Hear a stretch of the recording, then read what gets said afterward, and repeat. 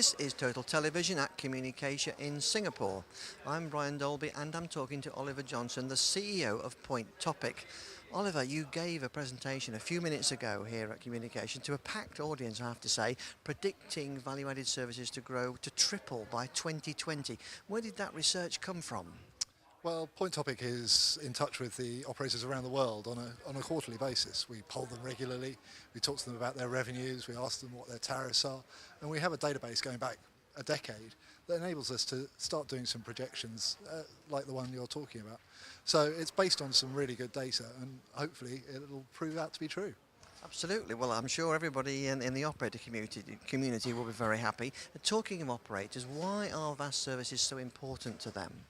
Well, increasingly, historically, they used to make a lot of money out of selling megabits, and the way they would grow is they would sell more megabits to more people, and more and more and more. Now the trouble is, there's only so many people in the world, so in order to keep growing their revenues, they have to find other services, other things that they can sell. So it's increasingly difficult these days to actually buy a standalone broadband service. What they really want you to do is buy a bundle.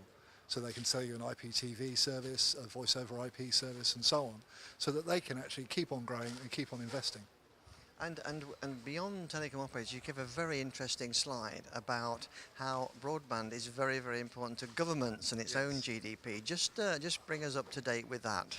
Well, the broadbands are over a decade old now, and there's a lot of studies coming out over how much extra money a country generates through having broadband penetration. And what we did was a bit of a thought exercise. There's 67% of the world's households don't have broadband line. 1.5% increase in GDP per 10% increase in broadband penetration. You crunch these numbers through, and you come out with $1.4 trillion in missed tax revenue just because we don't have 100% broadband penetration around the world. So hopefully that might stimulate a few governments to get their broadband act together. You'd expect so. They usually go where the money is, and there's plenty of money in broadband.